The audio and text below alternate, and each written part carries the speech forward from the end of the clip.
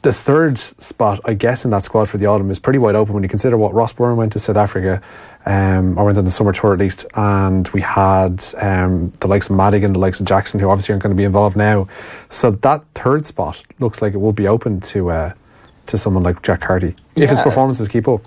Yeah, I think Billy Burns is in the equation as well, the English number 10 who's come over to play for Ulster, who's Irish qualified. His brother Freddie played for England, but he hasn't played for England, so he's been signed with that in mind, and he's getting a lot of minutes at number 10 for Ulster, alongside Cooney, who's potentially going to be in there as well, and I think he's been signed with a view to being a contender for the World Cup. So I think that it's pretty even between himself and Byrne, and I think Carty has some way to make up, just based on selections in the past. Joe's never really, I think he was in a camp about 2 years ago, but he's never really been involved. But I thought he was excellent on Saturday. I thought his option taking was on the money. His kicking was very, very accurate. His passing was on the money as well. And he kicked his goals, and he looked like a player playing with a huge amount of confidence, a player who at 26 has put all of the experiences, good and bad, that he's had over the last 4 or 5 years behind him,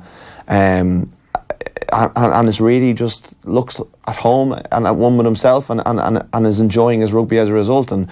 And he's got internationals playing either side of him, with Marmion and Bundy Aki, who obviously takes some pressure off him on, with decision making in defence. But he looked, and I was really impressed with him. I was at the first game of the season against Glasgow as well, and he was really good that night, that day. And they took him off with about 15 minutes to go. And, look, they had the GPS stats. I'm sure he was tiring, but I thought it was one of the things that went wrong for him in the last 15. I think he's really maturing into an excellent, excellent player. I think he has a journey to go to convince Joe Schmidt that he is the number 3 out half. But he's in with he's only certainly one injury away from being a serious contention, because there's just not that many out halves playing top level rugby. And if he's doing what he did on Saturday on a consistent basis, it's very hard to ignore that sort of form. He was really, really good.